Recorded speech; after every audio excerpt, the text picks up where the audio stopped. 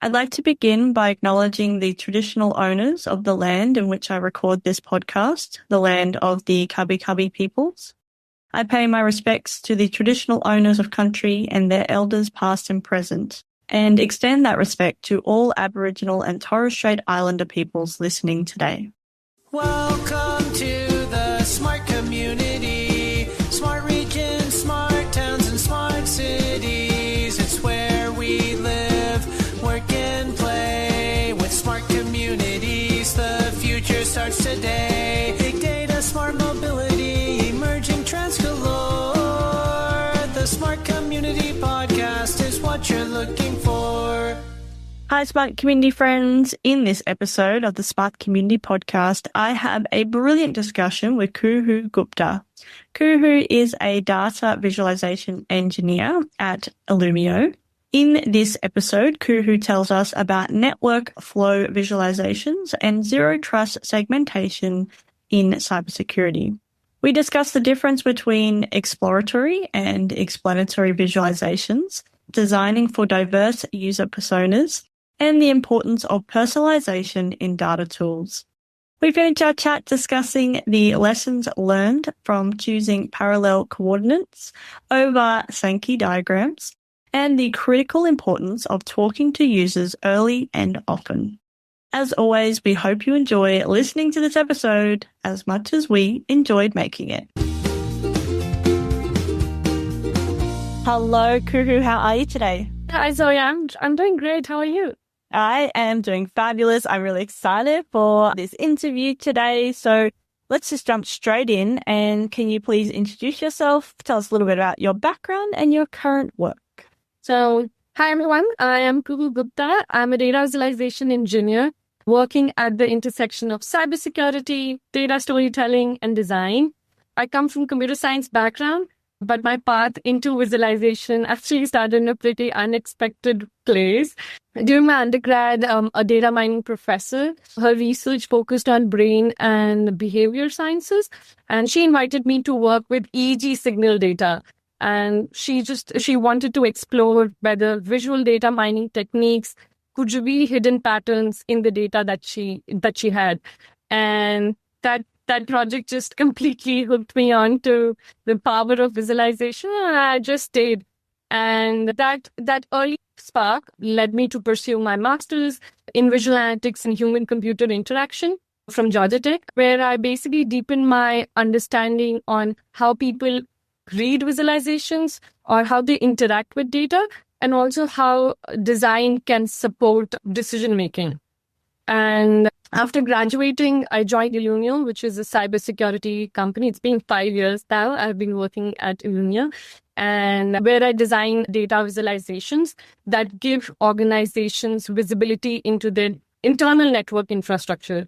And a big part of my role involves figuring out how to represent massive network traffic flow data in a way that's intuitive, actionable, and also performant, especially for users who need to make fast and high-stakes decisions. And these decisions will basically stop and contain security breaches. And yeah, outside of work, I'm an amateur glass artist. And for the past year, I've been learning glass fusing.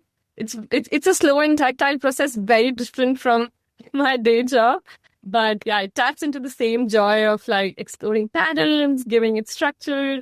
So yeah. Wow, that's amazing. And yeah, the design elements of both are there as well. Oh, that's so cool. Maybe you can make data physicalizations with your glass. Yeah. And I am planning that. Oh, cool. So I was like, let me first learn the techniques, and it will come out very soon. I'm in the process. Oh, that's so exciting. Yeah, I have a little project that I'm thinking about. Not as exciting as glass, but something where like the visualization of data and, creating something that people can interact with.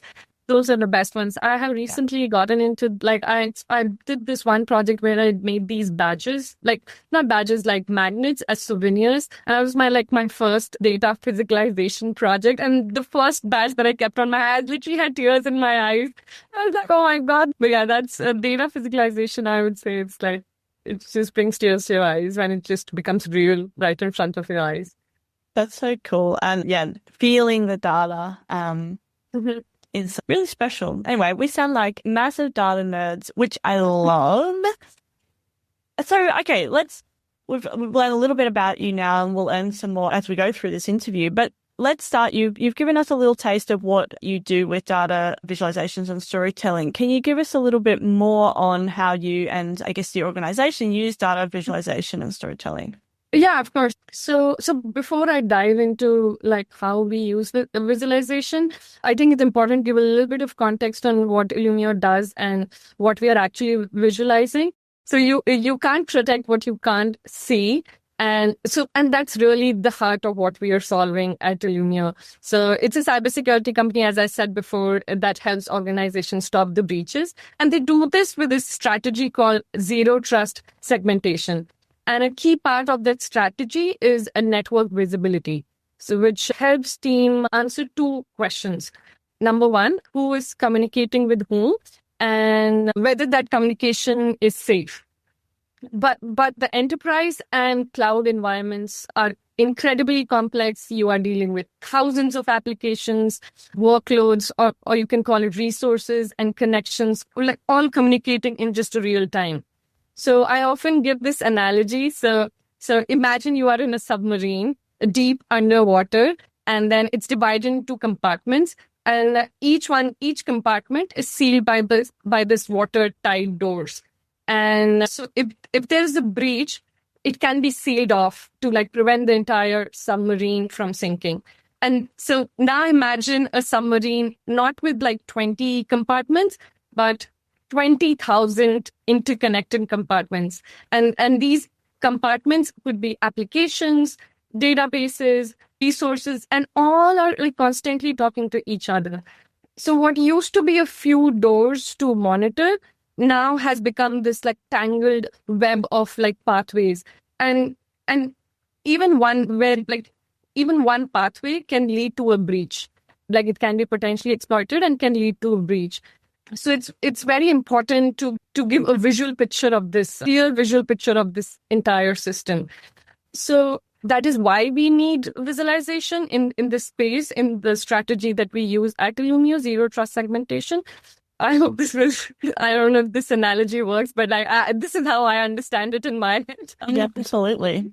Yeah. So we have, I call it explanatory, and another one is exploratory. So I do work on explanatory components occasionally, but my main focus is exploratory visualizations. But I can tell you, so when I say explanatory, I mean we have dashboards, we have charts, which answer very specific questions like, what are the top 10 malicious IPs? Which workloads are communicating the most? Which resources are communicating the most? And the exploratory ones, the ones which is my main focus, are the ones which are interactive and investigative. So we are visualizing raw network flow traffic here.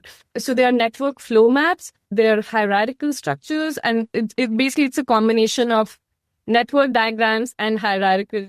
I was recently explaining it, like recently I went to a conference and like you usually ask people, right? So what kind of charts do you make? And I was like, how do I explain it? Because it's not like I make network diagrams or like hierarchical diagrams. It's like a combination of these, unique combination of these two. So I was thinking like, how do I explain? And then, how I think of it is like, it's a combination of like trees and flows. So imagine like there are a set of like these tree maps, like how trees have these different branches. And what if one branch of this tree A wants to talk with another branch of tree B? And if all the branches in this forest are talking to each other. So that is what these exploratory tools are. So they're a hybrid of network and hierarchical visualizations. Oh, wow. No, that's a great way to explain it, particularly for people that may not be in either of those fields too.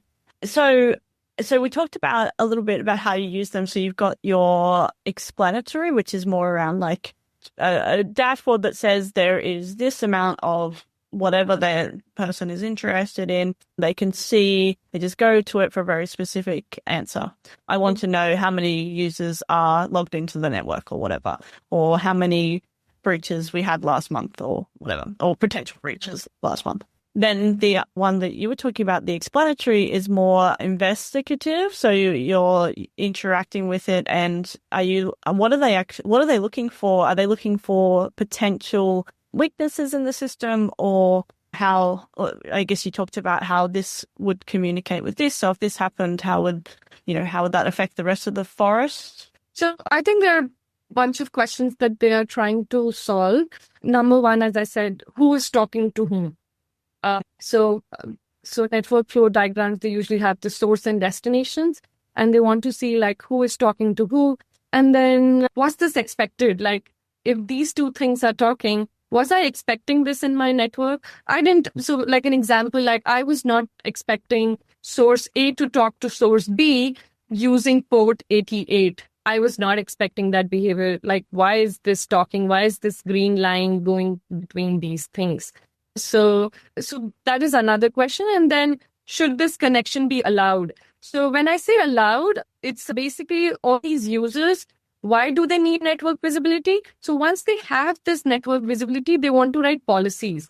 And policies are basically, you can imagine them to be rules to either allow traffic or block traffic. So once they have those answers after investigating their network diagram, they will write these policies to block traffic or adjust an existing policy which they have, or they can investigate further. So it's like a bridge where they have these questions and they gain insights from this network diagram and they want to take action. So most important, yes, the core questions is like who's talking to whom? Why is this talking to this person, this destination? I was not even expecting this. So these are the kind of insights that they try to gain from this visualization. But after gaining those insights, they have to take an action. Mm. And just to understand a little bit more, just say we're in an organization. I'm the cybersecurity person. I'm looking at this. I guess it's like a web-based interactive dashboard or interactive visualization. And I'm seeing things that are maybe unusual. As a human, am I looking at this all of the time, or am I getting alerts potentially of like, I guess if you've coded in different business rules or something, like it might be like, oh, hey, source A is talking to source B again through this port.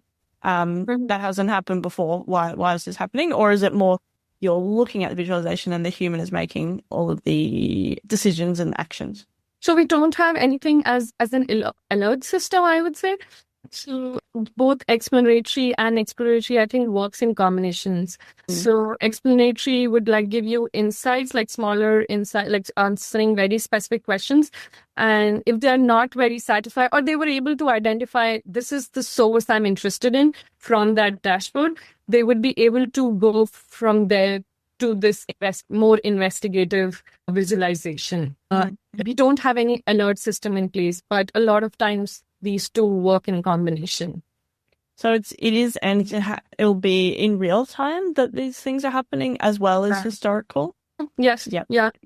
And also like different stakeholders have like different use cases. Like within the security teams, also there are different users. They have different use cases that they're trying to solve. So everyone likes different views of these visualizations. Yeah, that makes a lot of sense. Like maybe this person is interested in,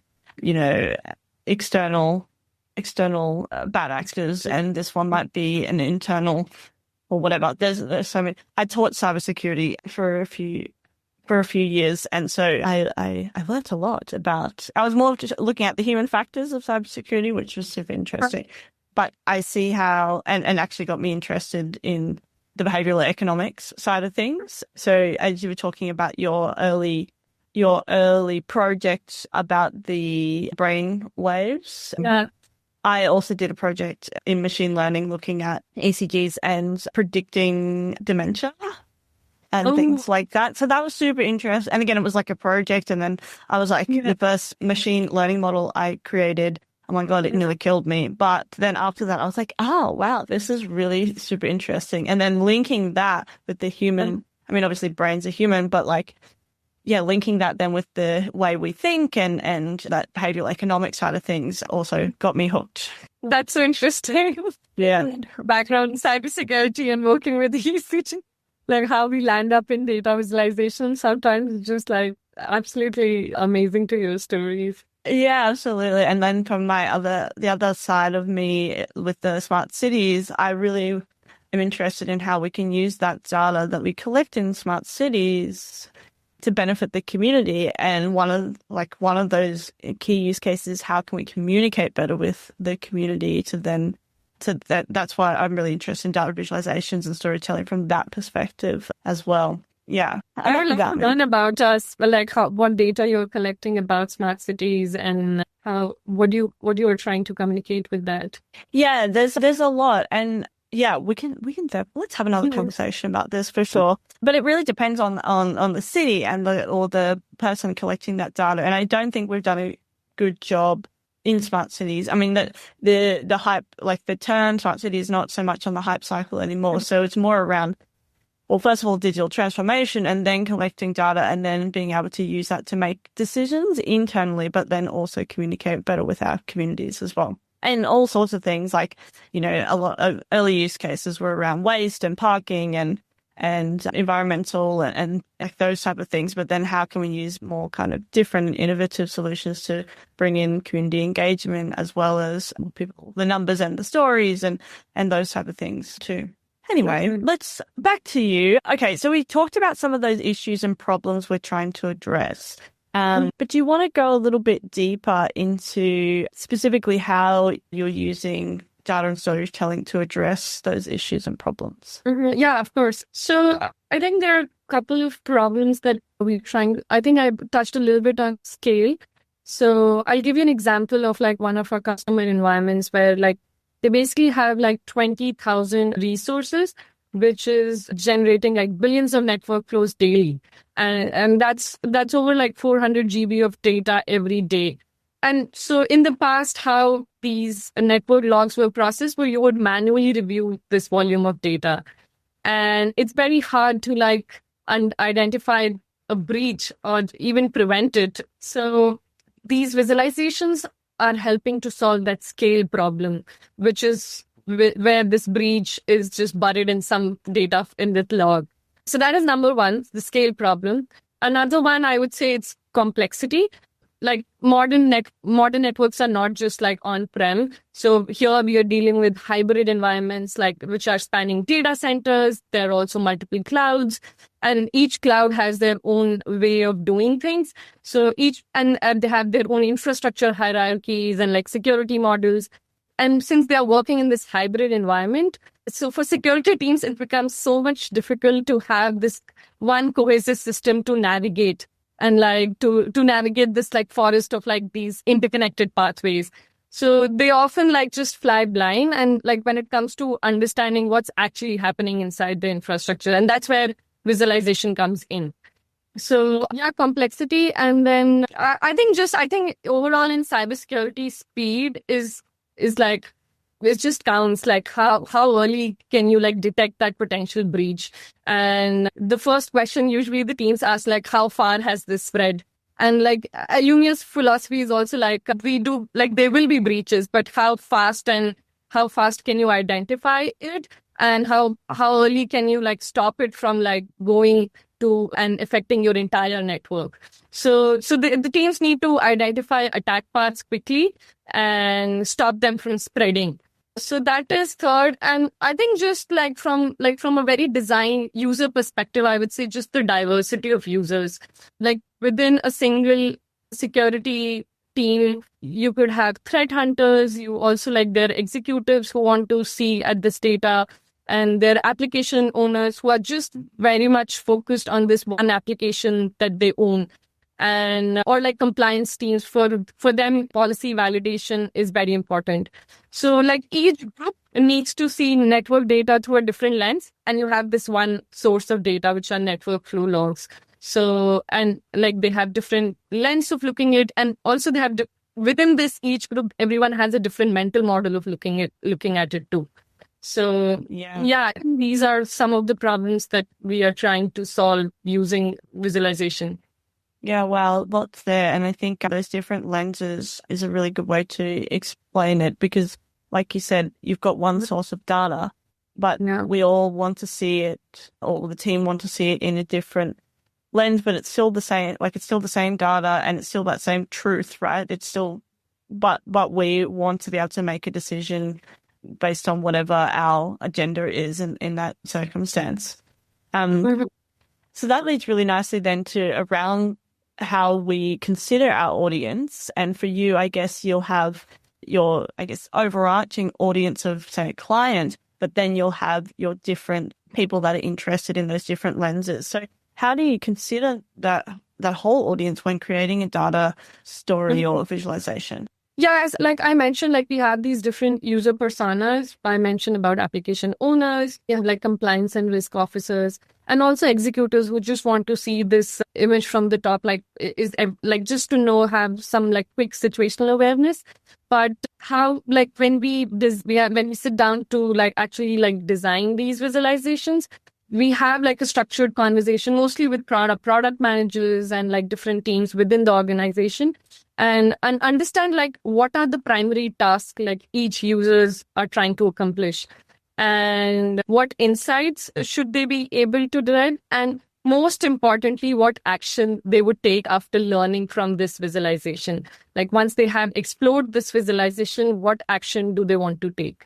So, and based on that, like as I said, like we are catering to different users. As a visualization engineer, when I'm like designing or like building these visualizations, we try to give these users controls to shape their view or like personalize them.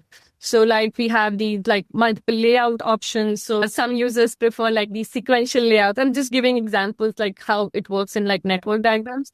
So like we have these different layout options where you have like sequential layouts, and also you might not be comfortable with like network diagrams. So you want to see them laid out in like in the parallel coordinates form. And since like we are working with these segmentation labels, these segmentation labels are the ones which create this hierarchy. So we try to give the user an option to reorder these hierarchies. And like maybe an application owner might just want to see how their resources are grouped based on application labels, while a network engineer would be like, I'm not concerned with application. I want to see how many resources do I have in the US or how many resources do I have in France. So we give these tools for them to like shape their views and like more like personalize them. So I think the key insight is like there's no one size fits all view. And our job, like when we are designing or building visualization, it's to provide the flexibility for each stakeholder to shape the data in a way that aligns with their mental model or like immediate needs. Yeah, that's so interesting. Yeah, the personalization of it. From a design perspective, is there any like common, I guess you've got your different layouts, any kind of common things that you apply to every visualization from a design perspective? Yeah, so currently in the product, so we have like a cloud infrastructure map, which is again like a combination of network and hierarchies. Then we have for enterprise, we have this hierarchical and network, and then we have these parallel coordinates, which is like a little bit advanced version of parallel coordinates. But we definitely try to provide them, first of all, like how to read this chart, like legends, and because we are using so many visual encodings within to represent in nodes. And there are also a bunch of data overlays. So it's very important to, like when you click on that one toggle and say like, oh, I want to see the vulnerability data. What does these colors mean? So definitely we try to include those legends, different layouts, as I mentioned, like sequential layout, a circular layout. So different users might like different layouts. In parallel coordinates, where basically these are like different axes, it's like a multi-dimensional, it's a visualization technique which is used to visualize multi-dimensional data, and you have these axes. If I want to change the order of the axis, so I want the user to be able to put source and source on the left side, destination on the right side. Can they move around these axes?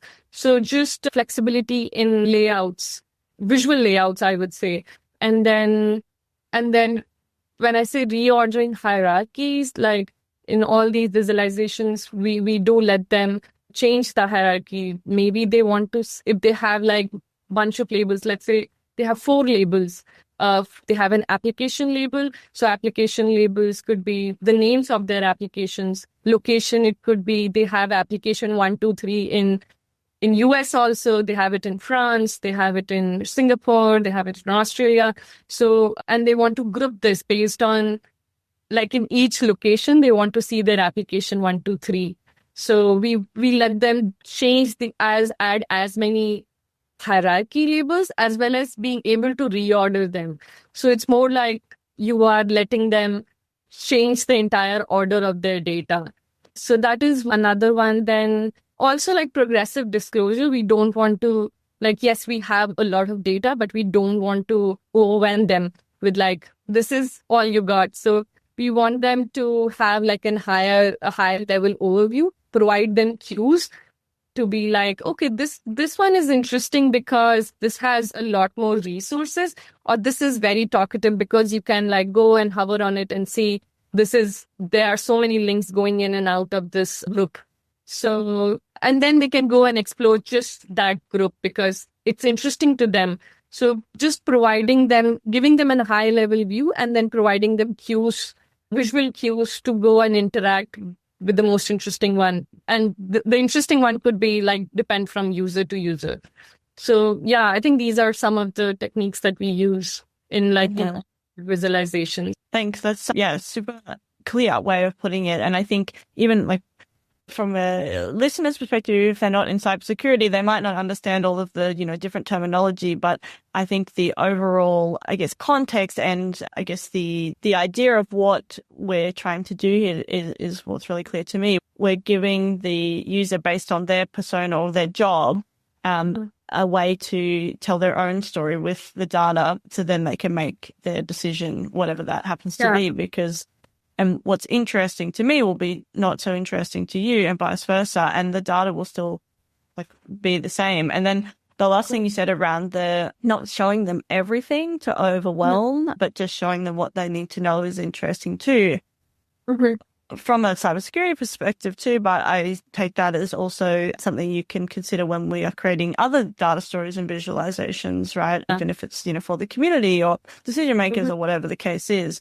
You might have all this data, but they can't absorb it anyway, right? And it actually, it diminishes then the return because you can't actually make a decision. Yeah, I think I missed one was as with progressive disclosure, also the use of filters. Like if you're working with a lot of dimensions and a lot of columns in your data, it is so important to have a really balanced balanced combination of you have these filters, which can let you filter the data that you see on the canvas. But also when you reach on that canvas, it's not like this is all you got. But there's a proper workflow of exploring different things through maybe, let's say, progressive disclosure. Yeah, no, thanks for sharing that. That's super interesting. Guess where to from here? I'm thinking about whether you want to talk about some impactful data visualizations or stories that have left an impression on you, maybe how it influenced your decision making or thinking. Yes. So I mentioned a little bit about parallel coordinates.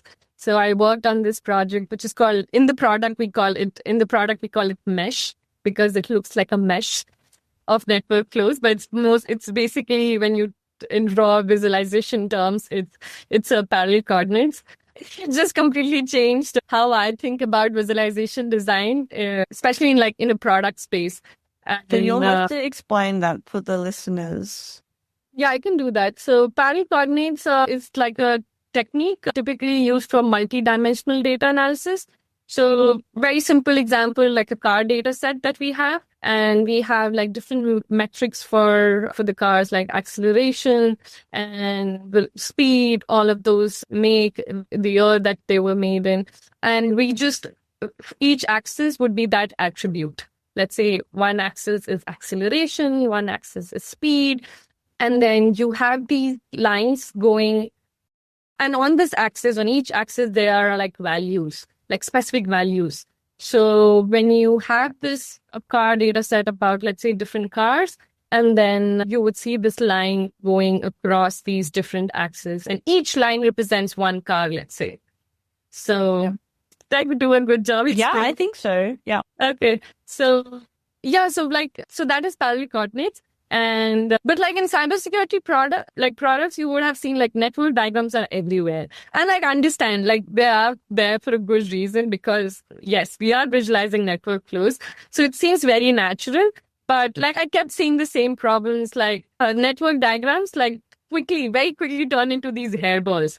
And they also lack this structural foundation that facilitates comparison. Like in visualization, I feel comparison forms the basis of any visualization.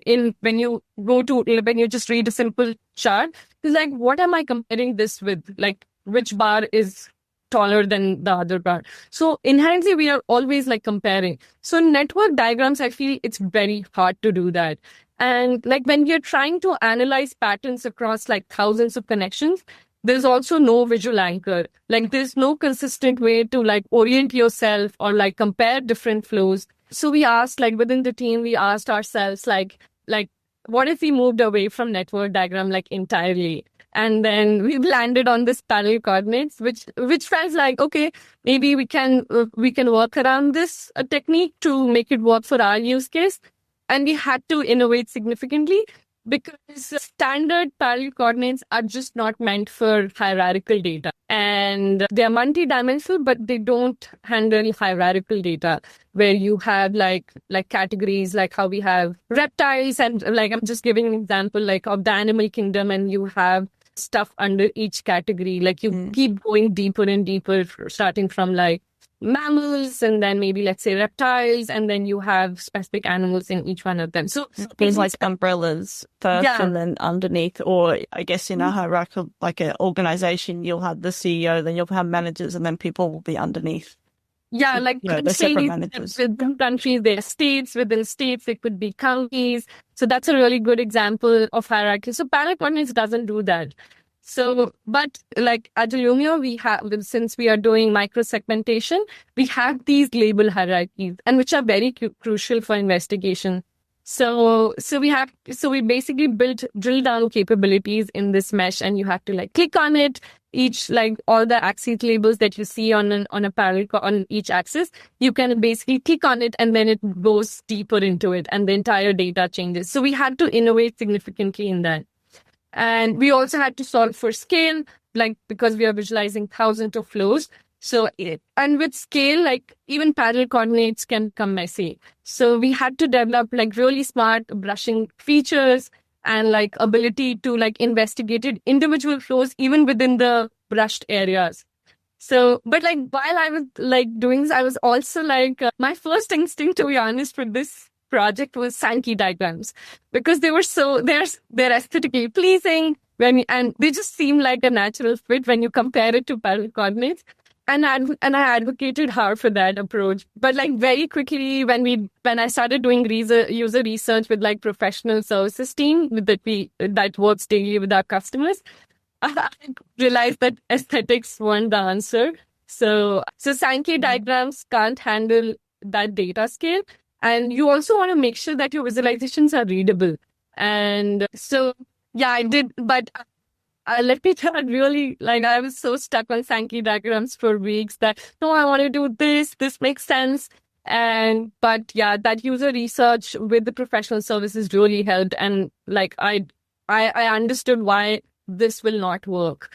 And so, yeah, this project like taught me a lot of lessons. Like, first of all, like, just talking to your users early and often.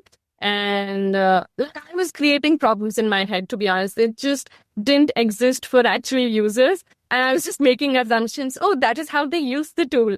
So it's very important to talk to your users early. And I have like learned that lesson from that project. And I try to do that now. Amazing. Just so people that don't know what a Sankey diagram is, give us the 101.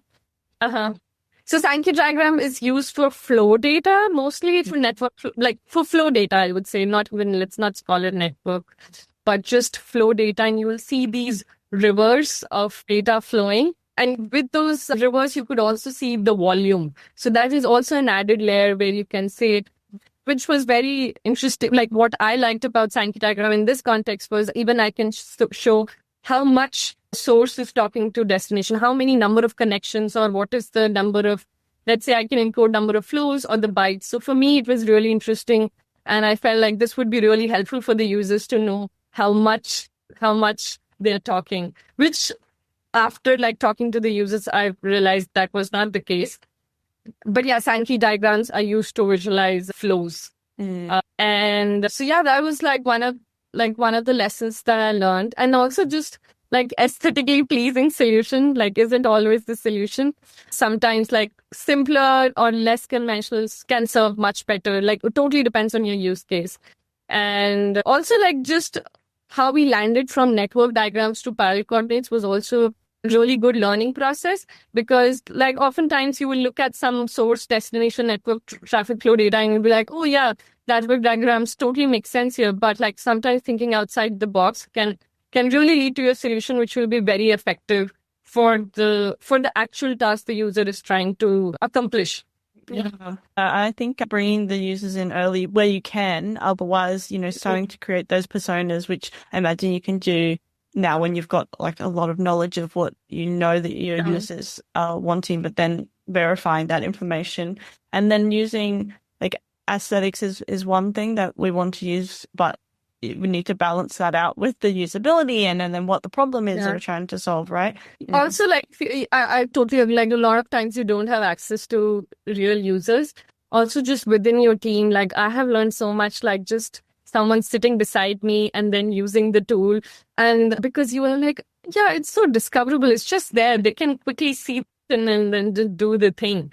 But that's not always the case. So it's very interesting to like just sit behind or beside your colleague and see how they're using the tool. I've learned so much just by doing that, because oftentimes, as I said, you keep making assumptions of how people would use the tool. So if you don't have access to your real users, just sitting with your colleagues and see how they're using and just observing them also helps you a lot. Absolutely. What are the key challenges that we need to overcome when we are doing impactful visualizations or stories?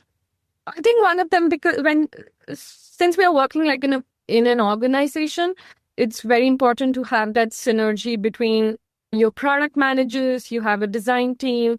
This is very much like, I think my answer is pretty much like very process oriented, but it's the product managers who would bring in the questions that they are and the business impact that they are trying to create and the questions from the real users that they are trying to answer. So, and that's basically creates the foundation of your visualization.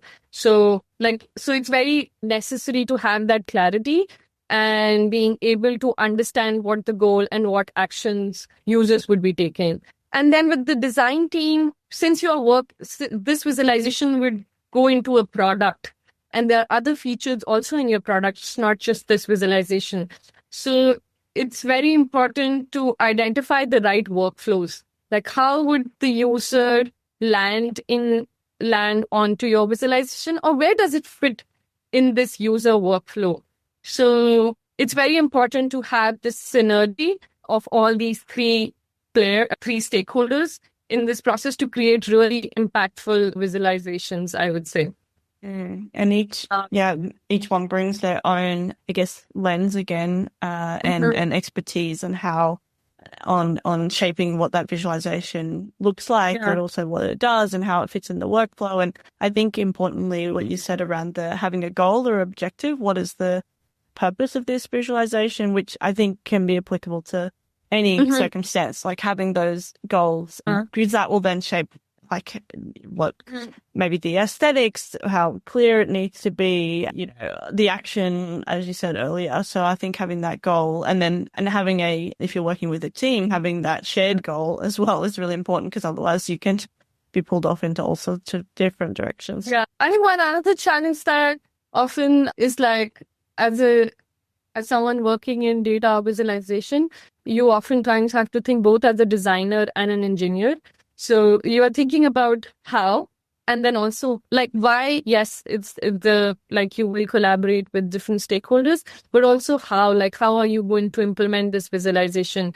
And there is also another you have to collaborate with different people, like it could be data engineering team or people who are building these APIs or whoever is your source of data, basically. But also keeping in mind that you also need to implement this visualization, have that balance of what are the technical challenges that I could face. With scale, yes, we often handle the scale problem. It could be from the data, from data also, like you have to show this much data. So how efficiently we are able to stream this data. Secondly, from a visualization perspective, the visual, like how when it's on canvas, how we are able to handle that visual scalability. So I think oftentimes we have to be very conservative in making design choices just because the scale that we are handling. Like even in mesh, I would say apparel coordinates is very much driven by labels. Like you have these labels, text labels. So how would you handle if you have really long labels? And on an axis, like since there is so much of data on one axis, you have a limited screen space and you can have like 50 labels. If you show 50 labels in one axis, it's very hard to go and interact. They can overlap. So how do you introduce these smart techniques to handle that? And let's say when someone is trying to investigate that particular line, how do you light up the corresponding thing? So like these small challenges that comes with handling scale and complexity, oftentimes like you have to make some smart or conservative choices in visualization. Yeah, and I think, again, that's applicable to other visualizations as well, highlighting the key information, which if it's in real time or whatever may continue to change. And you can't necessarily just, not show things because it doesn't fit on your screen or whatever. So how do you smartly have those, I guess, things that appear when they need to, which is, again, not just about like aesthetics, but from the context perspective, that can make a difference between how someone makes a decision about what they can see. So yeah, there's a lot of complexity in there, particularly from a cybersecurity perspective. It's been so great to chat with you. We're running out of time. So let's finish on this last question, which is any suggestions for listeners to use data storytelling in their work or life?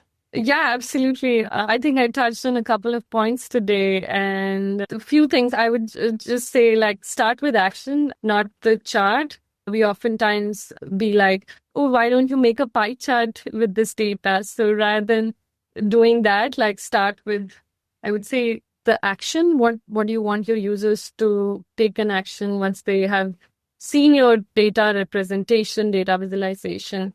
So that would be, one of the things that, and then, talk to your users early and often. Don't make stories in your own. Don't make assumptions. Do user interviews, good structured interviews with your users, because visualization is never about like some pretty pictures. It gives you the ability to like discover like patterns, compare them. So it's very important to see if it's even bringing value to your users, and how can you best, it's your responsibility as data visualization creators or developers to bring the best thing to them, which solves their problem. So and like just don't be afraid to break conventions, be creative, break things, make things, combine different visualizations, just be creative with what you create. Amazing. Thank you so much. And we've got some links for your blog posts and things like that. So we can put those links in the show notes so people can click away and have a read, find out some more things about the things you've been doing. So thanks so much, Kuhu, for coming on to the podcast. Thank you so much for inviting me. This was great. Talk to you soon. Bye. Yeah. Bye. Thanks so much for listening to the Smart Community Podcast. You can find the show notes for this episode and all other episodes at zoeether.com/podcast. That's zoeeather.com/podcast. Have you got a question for me or one of our guests? We'd love to hear from you. Just shoot us an email at hello@mysmart.community. If you enjoyed the show, make sure you follow the podcast wherever you listen and connect with us on LinkedIn too. And hey, ratings and reviews are always welcome. They help more smart humans just like you find the show. As always, we hope you enjoyed listening to this episode as much as we enjoyed making it.